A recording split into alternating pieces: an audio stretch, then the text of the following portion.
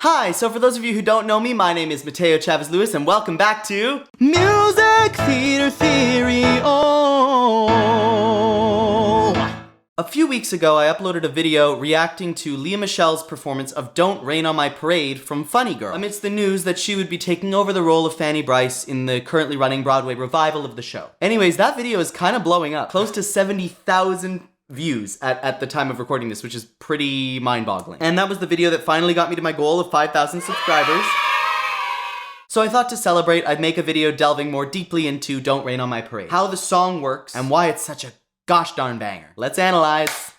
Funny Girl is a musical which opened on Broadway in 1964. It tells the true story of Fanny Brice, a famous comedian from the early 1900s, and her tumultuous relationship with a man named Nick Arnstein. It was the show that catapulted a young Barbra Streisand to fame. And Don't Rain on My Parade is the Act 1 finale, meaning it's the last song right before intermission. They're at this railway terminal in Baltimore. Nick tells her that he loves her for the first time, and then he goes off to Monte Carlo to close a deal. And Fanny, on the other hand, is supposed to go off to Chicago with the Ziegfeld show she's in. But she basically decides, you know what? No, I'm not doing this Ziegfeld show anymore. I'm quitting the show to go to Monte Carlo to be with my love. And they all tell her, don't do that! And she says, don't tell me don't, and launches into this song.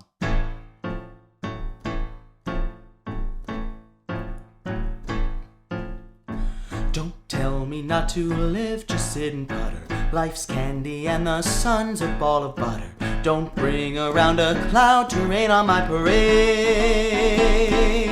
And immediately musical theater is revolutionized forever. Let's talk about the context here. It's the year 1964. We're at the end of the golden age of Broadway, which started with Oklahoma back in 1943. It's called the golden age, even though it was only really golden for white men. For everyone else, it kind of sucked, but I digress. It's the year 1964, and Ethel Merman has just brought down the house with Everything's Coming Up Roses 5 years ago. And Everything's Coming Up Roses kind of pioneered this trope of strong woman protagonist belts out high notes in a big show-stopping anthem right before the end of Act 1. And we still see that trope playing out today. Think of Defying Gravity in Wicked. Think of Astonishing in Little Women. And that basically started with Everything's Coming Up Roses in Gypsy. Now, Everything's Coming Up Roses has a very kind of golden age sound. Listen to the rhythm of it. You'll be swell, you'll be great, gonna have the whole world on a plate. Do you hear that, like, mba, mba, mba, mba, mba, mba? That's very classic 40s and 50s. It's very straight, you know, it's on the beat.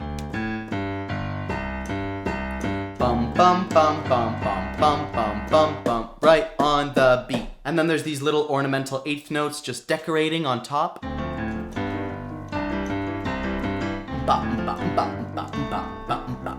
So while it was kind of an exciting new idea to have Ethel Merman close Act 1 with a big solo, musically the song itself didn't stray too far from what audiences of the time were comfortable with and familiar with hearing. 5 years later, composer Julie Stein, who was the same composer from Gypsy, premiered Funny Girl. And he tried to kind of repeat his success that he had had with Everything's Coming Up Roses in Gypsy by giving Fanny Brice a big powerhouse solo at the end of Act 1. So that became Don't Rain on My Parade. But this time he did something virtually unheard of with the music, which cemented this song and Funny Girl as a show and Barbra Streisand as a star as all-time greats in musical theater history. What he did was he used this rhythm.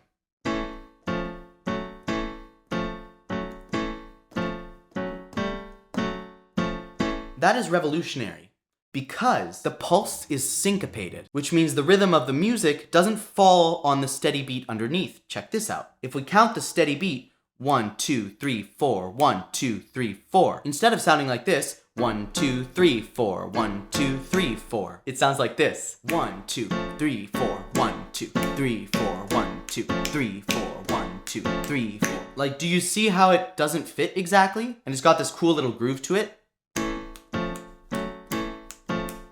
And that's an exciting sound to hear today. Imagine hearing it in 1964 when it had basically never been heard on the Broadway stage. Like, this is a very modern rhythm. It's a very hip rhythm because it actually kind of references the reggaeton rhythm, which is like everything you hear on the radio today. It's the song of my people. It's this. It's the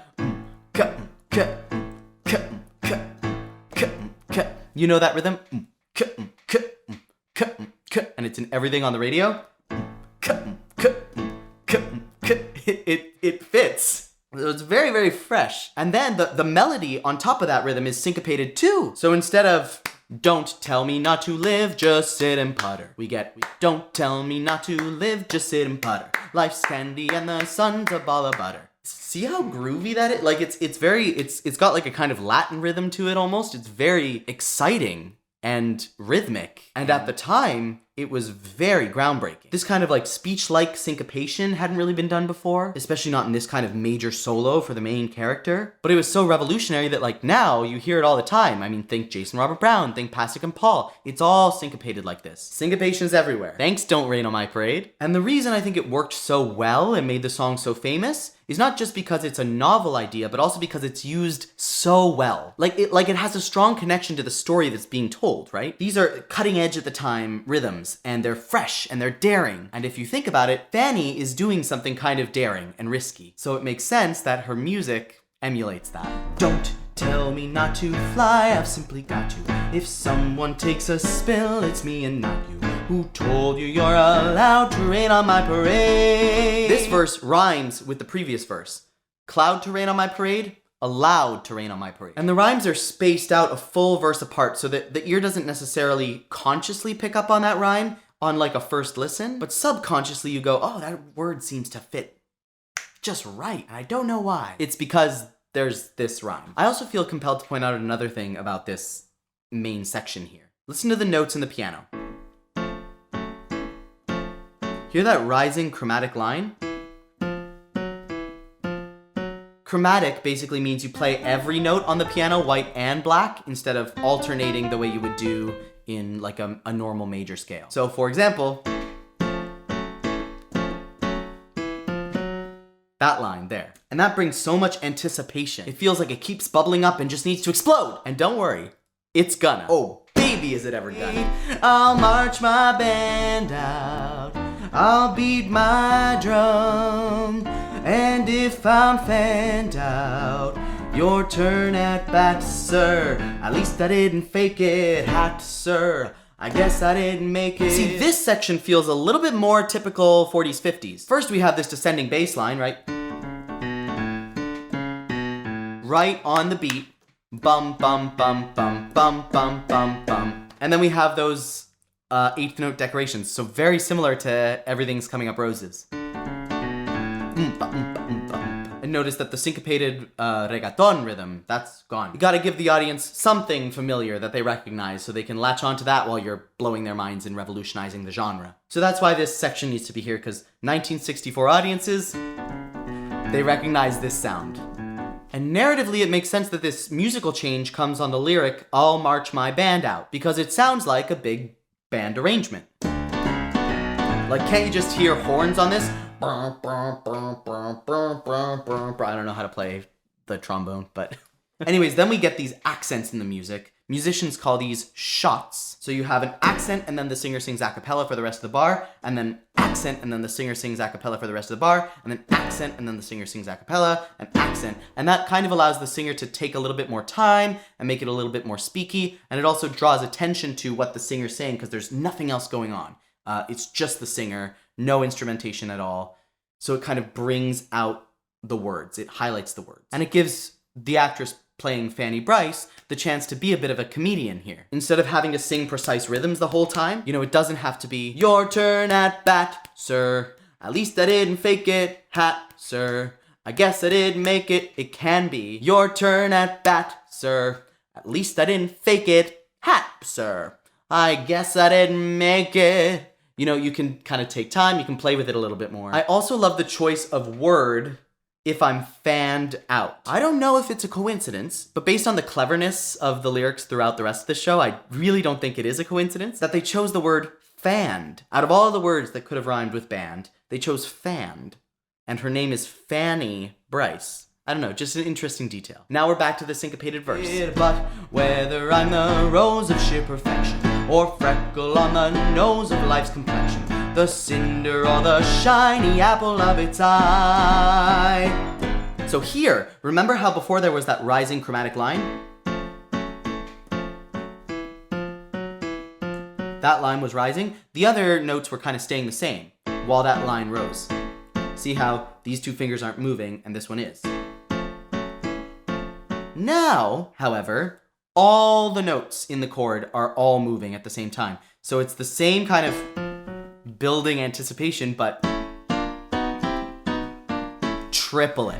I gotta fly once, I gotta try once, only can die once, right, sir? Ooh, love's juicy, juicy, and you see, I gotta have my bite, sir. Get ready for me, love, cause I'm a comer. I've simply gotta march, cause I'm a drummer.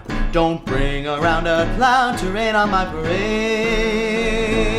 I know there are some smart Alecs out there thinking, actually, you messed up the words. The lyrics are, my heart's a drummer. Yes, you're very, very clever. Good for you. But actually, I didn't mess up the words because the sheet music I'm going off of right now is from the original Broadway production. And in this sheet music, it actually says, cause I'm a drummer here. And then it only turns into my heart's a drummer when the lyrics repeat later in the song. So whether this is just a typo or not is not entirely clear to me, but that's an interesting detail in the sheet music that I'm noticing. However, you're right, Mr. Smart Alec. Pretty much everyone who sings this song does sing My Heart's a Drummer both times, probably because that's how Barbra Streisand sings it on the original Broadway cast recording. She doesn't say, cause I'm a drummer, at all. Anyways, now we launch into a section that feels a little bit disconnected from the rest of the song. It's actually a callback to a section that Fanny sings in the song I'm the Greatest Star, which is right off the bat, it's kind of the first song where we're introduced to her character in the show. And except for now, instead of singing it about show business, she's singing it about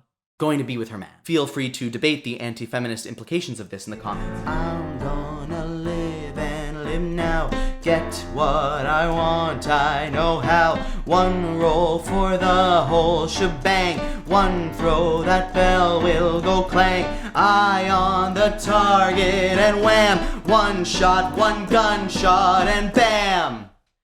Hey, Mr. Arnstein, here I am.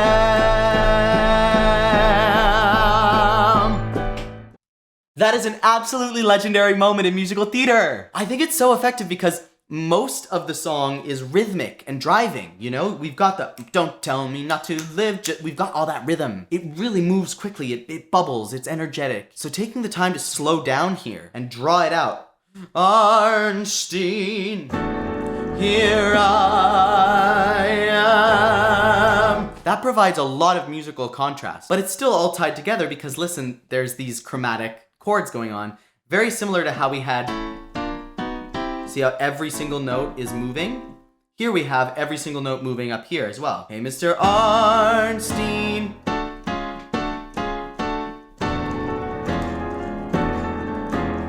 So it's very tied into the rest of the song, but provides contrast in its lack of rhythmic elements, if that makes sense. Nothing better than some good musical contrast. Next, we go into this repeat of the previous section. So this includes some optional higher notes for the singer to sing. They're actually not written in, but a lot of singers will go, I'll march my band out, I'll beat my drum. And I mean, Babs does that or something similar to it. And those high optional notes give the singer the chance to really give her, you know? But they're actually not written in the score. That being said, if anyone knows how to really give her, it's Babs. I'll march my band out, I'll beat my drum, and if I'm fanned out, your turn at bat, sir. At least I didn't fake it, hat, sir. I guess I didn't make it. Get ready for me, love, cause I'm a comer. I've simply gotta march my heart. So look at what happens here. Remember how I talked about the chromatic line bubbling up,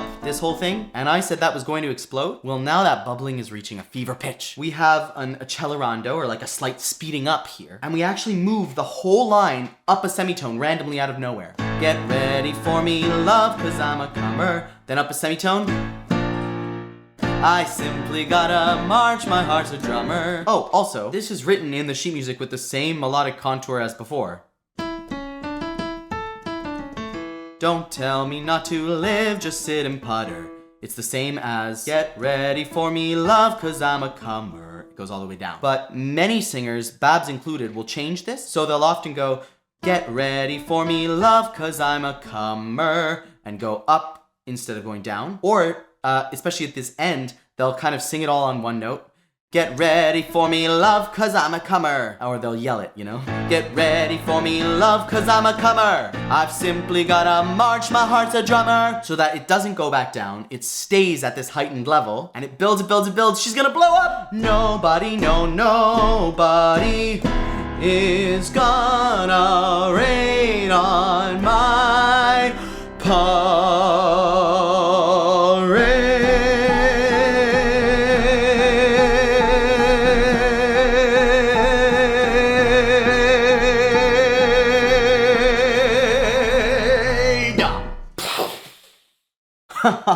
What an explosion. The thing that makes that so huge is that we suddenly leap up a whole tone completely out of nowhere. It's almost like an epic key change like you would hear before the final chorus. But instead it comes just before the final word. We're in A major for the whole song. But now all of a sudden, we're in B major. It's this huge upward explosion of energy right at the very, very end of the song. And we end on that big note. We end on that B. Even though the whole song has been an A, we're just on this B for the very, very, very end. And on that big note, the curtain comes crashing down. The audience goes, holy crap, I'm definitely coming back for Act 2. And thus, the success of Don't Rain on My Parade. Julie Stein kind of built on his success from Everything's Coming Up Roses and basically single-handedly set the standard for the epic, show-stopping Act 1 finale number in Broadway history. And if you really want to understand the implications of this, watch this video next and see if you can spot all the syncopations in the rhythm, because we owe it to Don't Rain on My Parade. Thank you all so much for watching. Once again, my name is Mateo Chavez Lewis, and this has been Music Theater Theory. Oh.